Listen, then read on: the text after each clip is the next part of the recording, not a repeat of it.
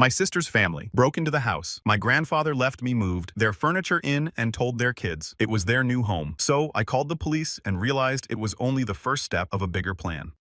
2 years ago, my grandfather passed away. We were incredibly close. I spent every summer with him at his beach house growing up, and even as an adult, I'd visit him regularly. He taught me to surf, showed me the best hidden spots along the coast, and we'd spend hours talking about life while watching the sunset from his deck. When his will was read, I was shocked to learn he'd left me the beach house. Along with the deed came a handwritten letter that I still keep in my nightstand. In it, he wrote about how he'd watched me find peace in that house, how the ocean seemed to heal something in me, and how he wanted me to always have that sanctuary. He specifically mentioned that he knew I needed a place to escape from the pressures of modern life. My sister Michelle, 33 female, received an equal inheritance in cash, roughly the same value as a beach house. My father Bruce, 57, inherited his father's main residence, a beautiful colonial in the suburbs worth considerably more than either of our inheritances. Everyone seemed satisfied at the time. The beach house isn't some mansion. It's a modest 3-bedroom cottage built in the 1960s about 2 hours from where I live. It needs constant maintenance, which I've lovingly provided. I've kept Grandpa's wind chimes on the porch, his collection of sea glass in the windows, and even his ancient coffee maker that only works if you hit it just right. I work in tech with a demanding schedule that often runs 60 to 70 hours a week. So I mainly use it on weekends and for the occasional longer stay when I can work remotely. It's become essential to my mental health, my place to decompress, surf, read, and just exist without the constant ping of notifications and demands. 6 months ago, things started to shift. It began with small comments from my mother during family gatherings. "Such a shame that beautiful house sits empty during the week," she'd say. Or 3 bedrooms for one person seems excessive. I'd laugh it off, explaining that I was there as often as I could be and that maintaining it was a labor of love. My sister started joining in these comments about 4 months ago. She'd mentioned how her kids, Christina, 5 female, and Ethan, 3 male, were getting cramped in their current home.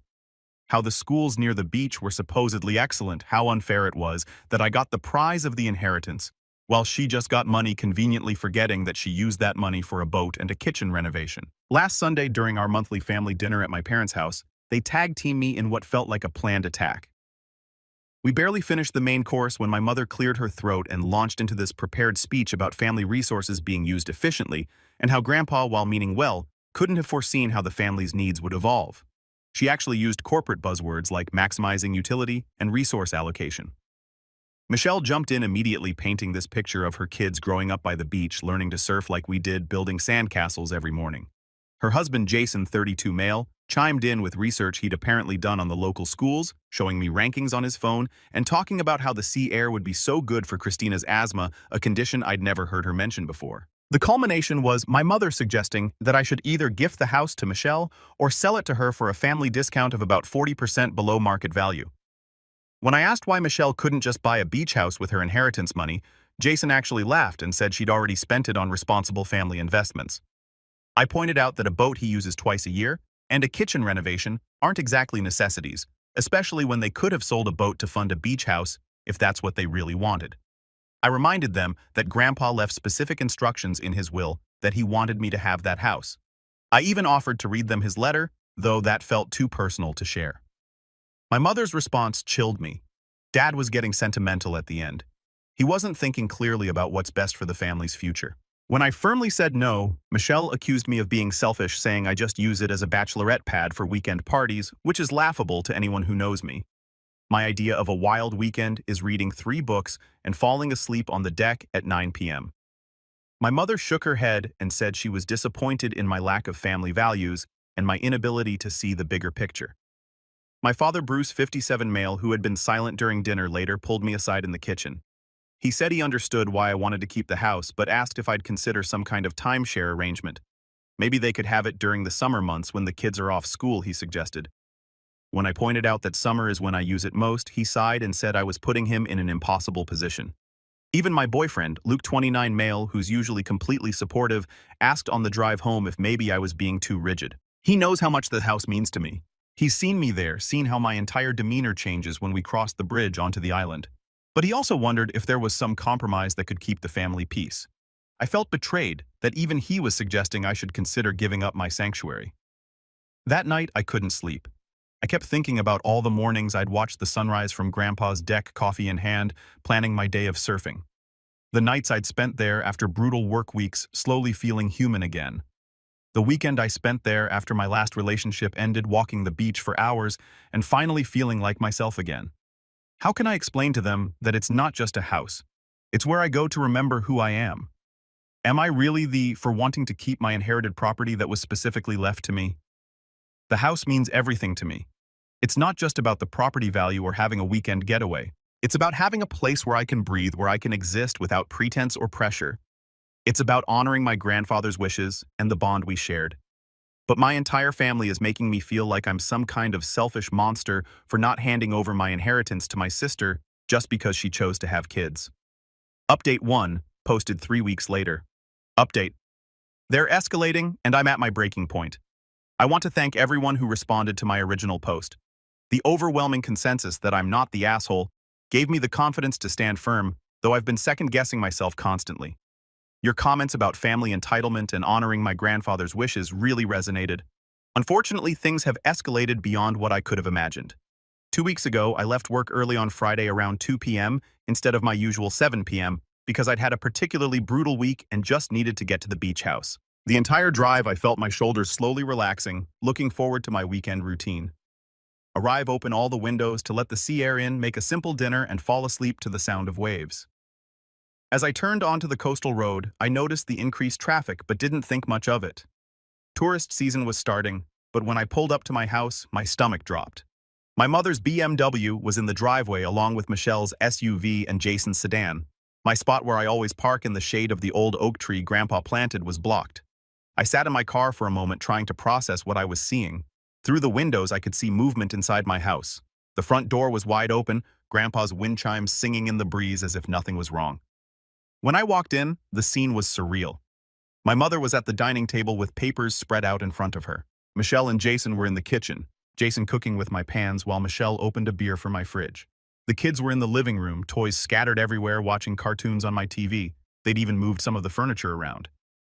My mother looked up casually and said, "Jamie, good, you're here. We're having a family meeting about the beach house situation." I thought neutral ground would be best for a productive discussion. "Neutral ground?" I sputtered. "This is my house." Jason turned from the stove with a smile that didn't reach his eyes. "We're making tacos. There's plenty if you're hungry. I hope you don't mind, but your spice rack was a bit lacking, so I brought some from home." The audacity left me speechless. My niece Christina ran up to me holding one of Grandpa's old painted seashells I keep on the mantel.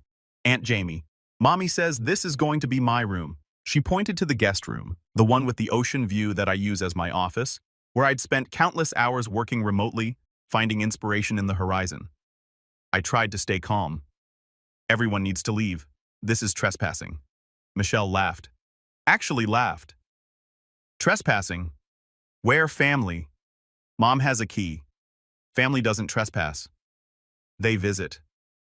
"I changed the locks 4 weeks ago," I said slowly. "How did you get in?" My mother had the decency to look slightly uncomfortable. "Well, we still had the old key, and when we tried it, it didn't work, but the property management company in town remembered when Dad used them years ago. I explained this was a family emergency, that we were worried about you, and they helped us check on things." I was shaking with rage. Not only had they manipulated a local business that my grandfather had trusted for decades, but they'd essentially committed fraud to gain entry. "You lied to them to break into my house. We didn't break anything," my mother said defensively. They let us in with their master key, and we explained the situation. I noticed Jason's notebook. Then it was open to sketches of kid-friendly renovations, including removing Grandpa's built-in bookshelves to make room for toy storage. "You have 1 hour to leave," I said, my voice deadly calm, "or I'm calling the police."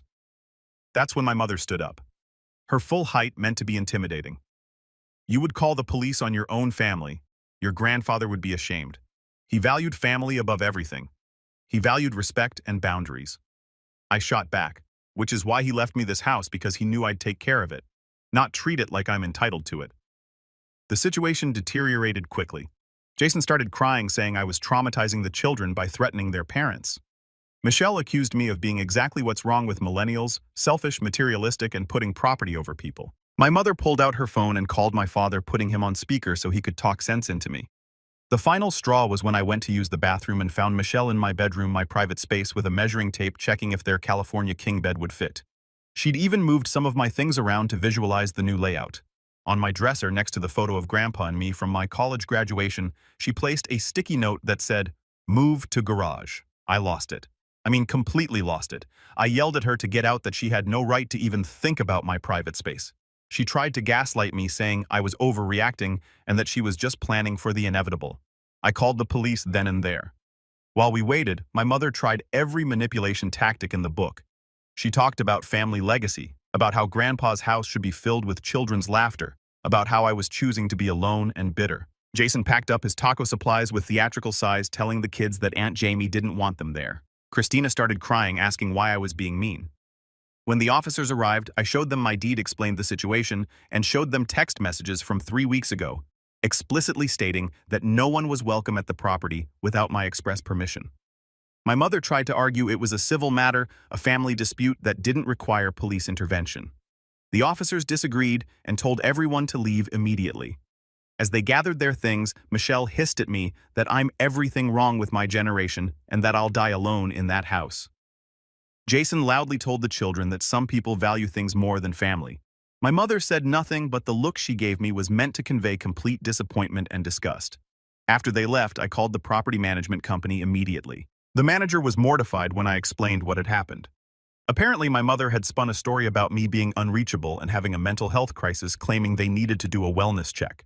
The company has since updated their policies and assured me this won't happen again. I'm also pursuing legal action against them for unauthorized entry. They'd moved my coffee maker to make room for a kid snack station. There were juice boxes in my fridge. They'd even started a grocery list on my whiteboard, crossing off items I had listed and adding their own. The violation felt so much deeper than just trespassing. They tried to erase me from my own space. After they left, I found they'd already made small changes. I spent that night installing new locks, smart locks, this time with unique codes I can control remotely. I also had a security company install a comprehensive camera system around the property.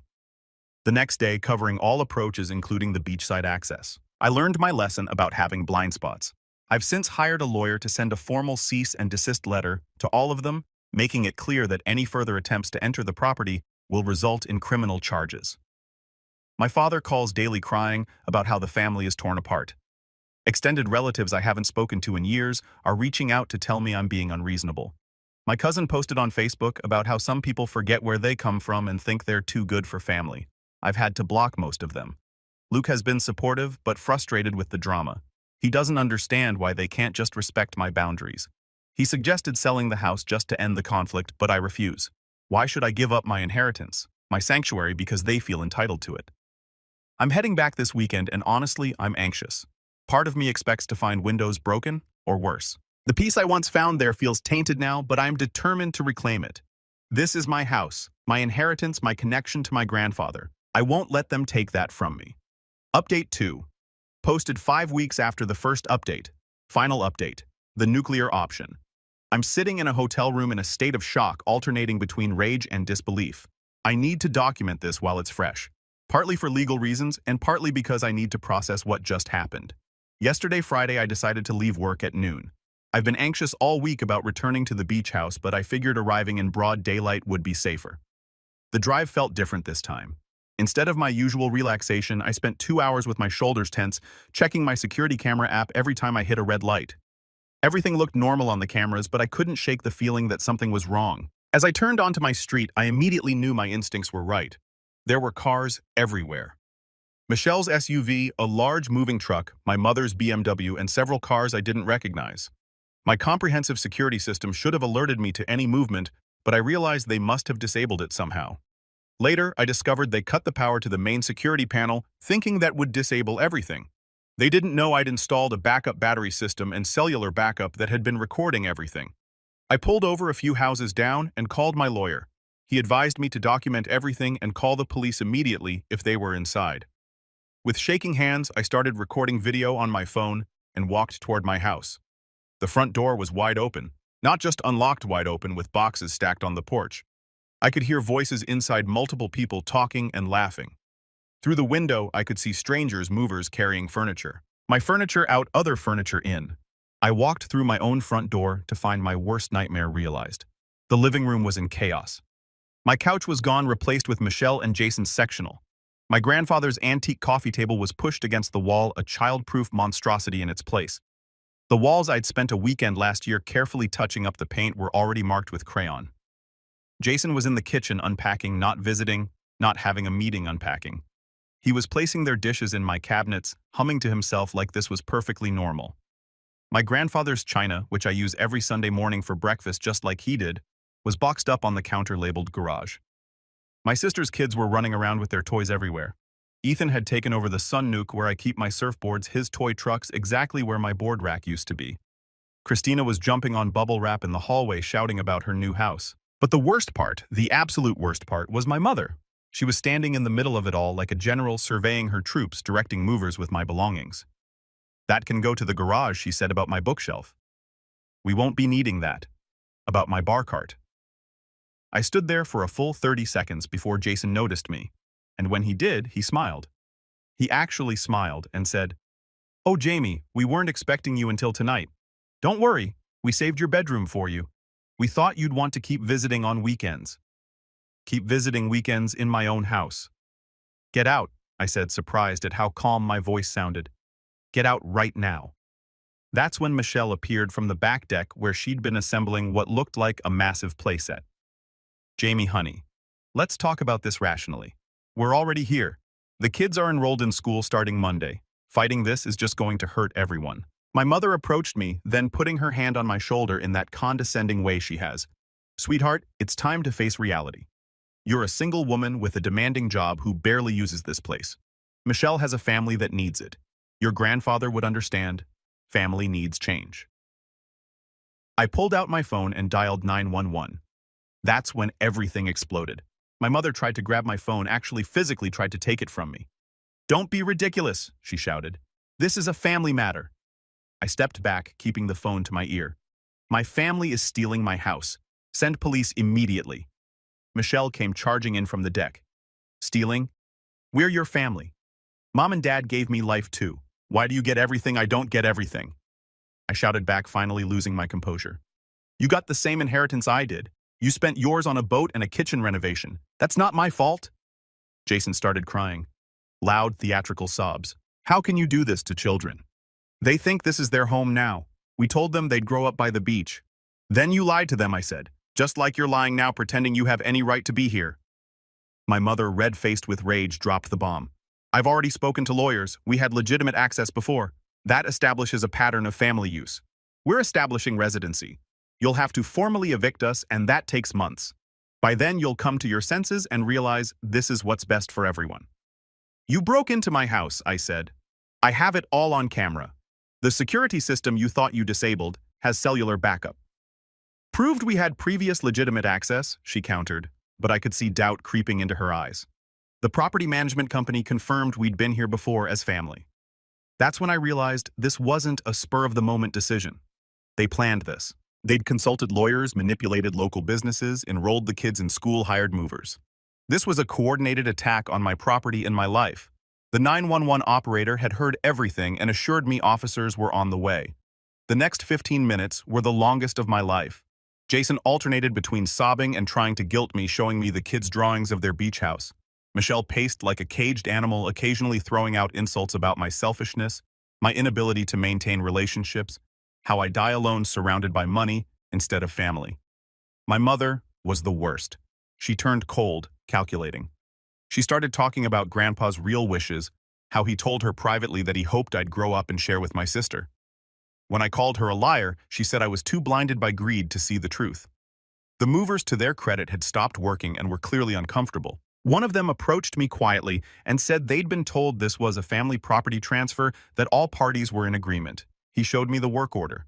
Michelle had forged my signature. When the police arrived, 3 cars' lights flashing. The narrative my family tried to spin was incredible. My mother claimed I'd agreed to let Michelle try out living there for the summer. Jason wailed about their children being made homeless. Michelle accused me of having rich girl syndrome and said I was probably on drugs to be acting so irrationally.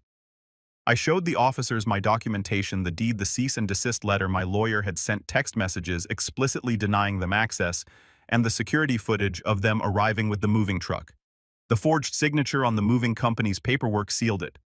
The lead officer told everyone they needed to leave immediately or face arrest for breaking and entering, criminal trespassing, and fraud. That's when my 3-year-old nephew, sweet Ethan, who I've always adored, ran up to me with tears streaming down his face. "Aunt Jamie, why are you stealing our house?" Mommy said. "You don't need it and we do. Don't you love us?" My heart broke. This innocent child had been weaponized against me. They'd filled his head with lies and now he thought I was the villain. I knelt down and said, "I love you very much, buddy. But this isn't your house. Your mommy made a mistake." Michelle yanked her son away from me. "Don't talk to him, Ethan. Aunt Jamie cares more about houses than family." As the police supervised their exit, the scene was chaos. Jason had to repack boxes while sobbing about school enrollment fees they'd lose. Michelle loaded her kids into the car loudly, telling them that some people are just selfish, and that's why they end up alone. My mother said nothing to me directly, but told the officers this was family business and I'd regret getting law enforcement involved. The movers had to reload everything and take it back. It took 3 hours to get everyone out and my belongings back in place. Well in place is generous. My house looked like a tornado had hit it. My furniture was scattered. My kitchen was in chaos. My personal items were stuffed in random boxes. After everyone left, I called the locksmith for an emergency visit. While waiting, I discovered the full extent of what they'd done. They'd forwarded mail to my address in Michelle's name. There were children's life preservers hanging in my shed. They'd installed child safety gates at the top and bottom of the stairs. In my office, my desk had been dismantled and pushed against the wall to make room for bunk beds that were halfway assembled. The locksmith installed new high-security locks that can't be picked or duplicated without my authorization. I also called a security company to install a comprehensive system with cameras covering every angle, motion sensors, and direct connection to local police. That night, I couldn't stay in the house. It felt violated like a crime scene. I drove to a hotel an hour away and finally broke down. Not just tears, full-body sobs. The house my grandfather left me, my sanctuary, had been turned into a battlefield. I've spent a day with my lawyer. We're filing charges for breaking and entering, fraud, the forged signature, and seeking a restraining order against all of them. The lawyer says their residency plan was legally nonsense and likely came from some sovereign citizen website rather than actual legal advice. We're also suing for damages. They did about $3,000 worth of damage to the walls and floors during their move-in. My phone hasn't stopped ringing. My father left 17 voicemails, each more hysterical than the last. Extended family members are calling me a monster. Someone I suspect Jason posted on social media about how I called the police on children and made a family homeless out of greed. I've received death threats from people I went to high school with.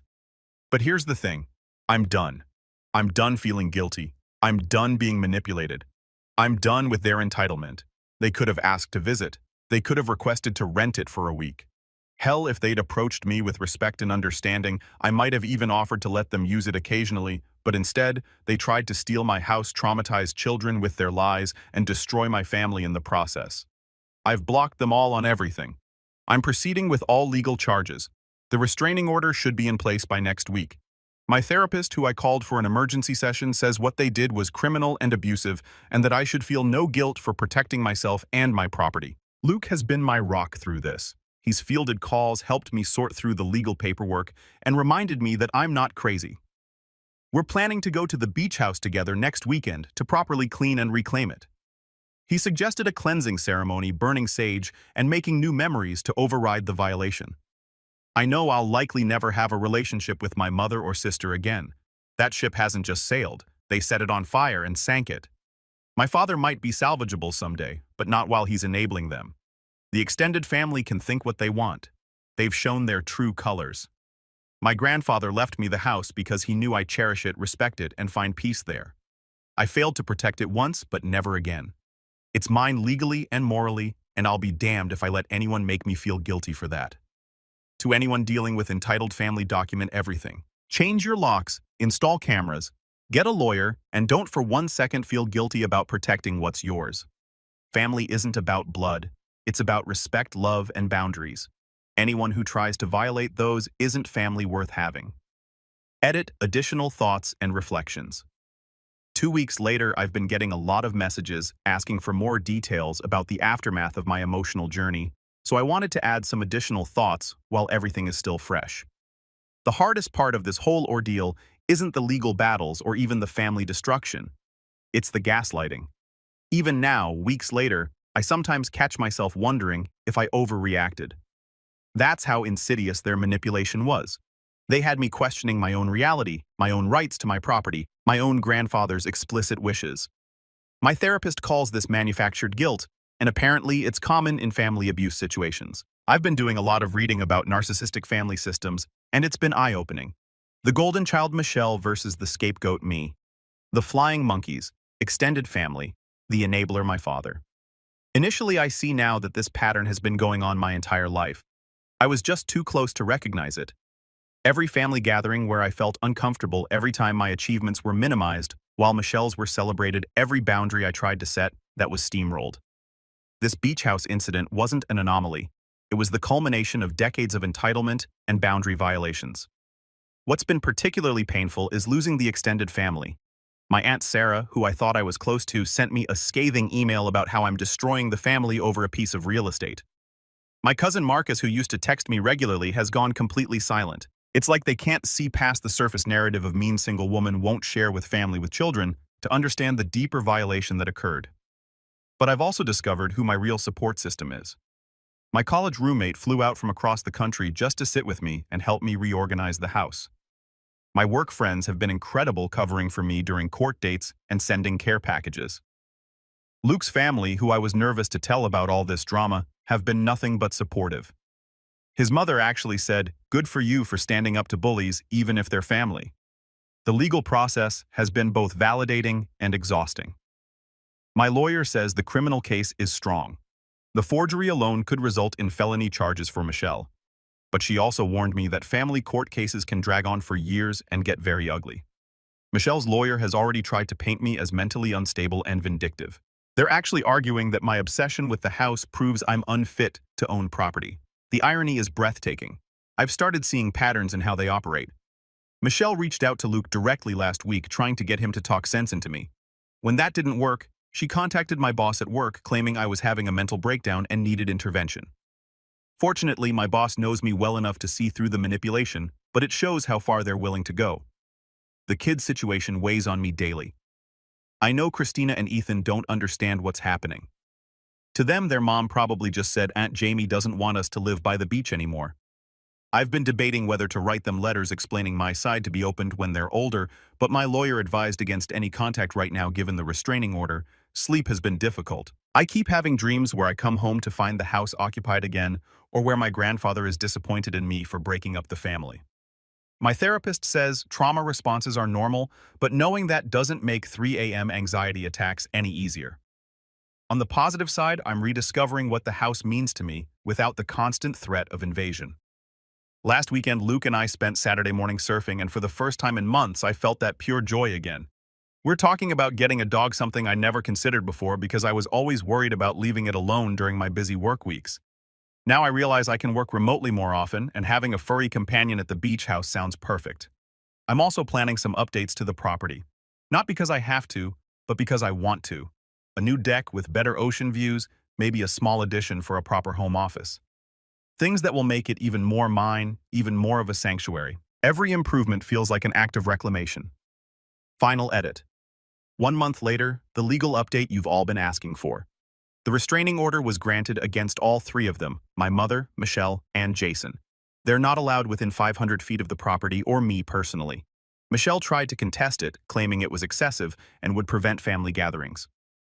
The judge, after reviewing the security footage and forged moving documents, called their actions a premeditated attempt at theft through deception and held the order.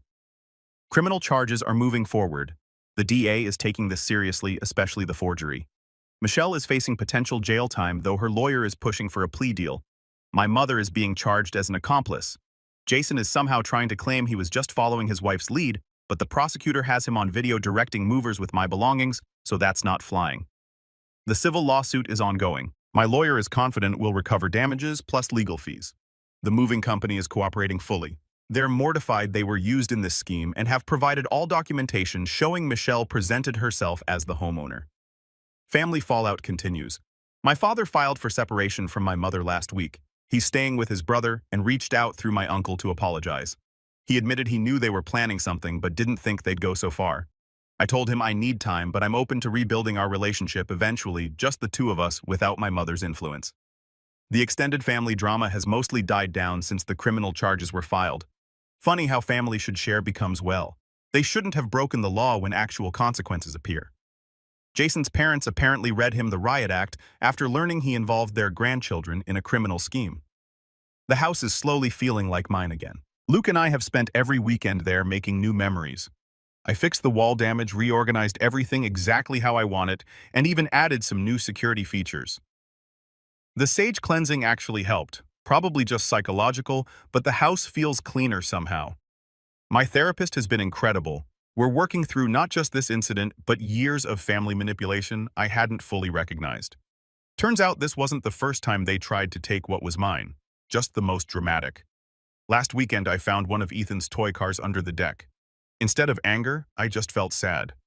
Those kids are victims too, fed lies and used as weapons. I've set aside money in a trust for them not accessible by their parents for when they're adults. Maybe then we can have a relationship built on truth. I've also started a journal writing letters to my grandfather about everything that's happened. I tell him about the sunrise surf sessions, the books I read on his deck, the way his wind chimes still sing in the evening breeze. I thank him for knowing I'd need this place and for trusting me with it. To everyone who shared